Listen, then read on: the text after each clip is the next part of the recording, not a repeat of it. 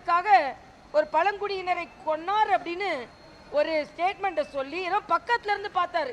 நீ என்னன்னு கேட்டாராம். உடனே அவன் வந்து ஏதோ சொன்னாராம்.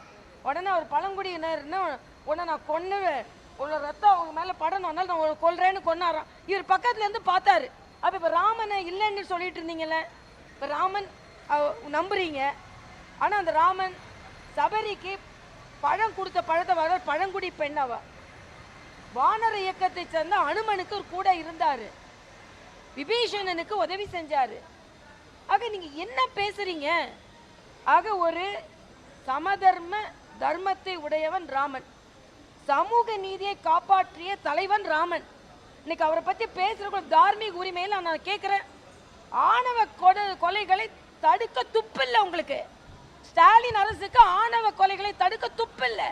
அதை வச்சுக்கிட்டு நீங்க ராமனை ஆணவ கொலையை தடுக்க முடியாதது காரணம், ஆணவ கொலைக்கு காரணம் சனாதன தர்மமா ராமனா? நீங்க உங்க ஆட்சி அது சட்டம் ஏன் கொண்டு வரல?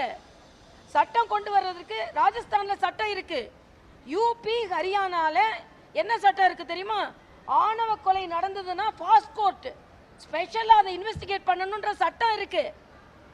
ஆனா நீங்க ஆளுகின்ற ஒரு மாநிலத்துல அங்க இளைஞர்கள் கொலை செய்யப்படுகிறார்கள், அங்க போய் கூட பார்க்க உங்களால முடியாது.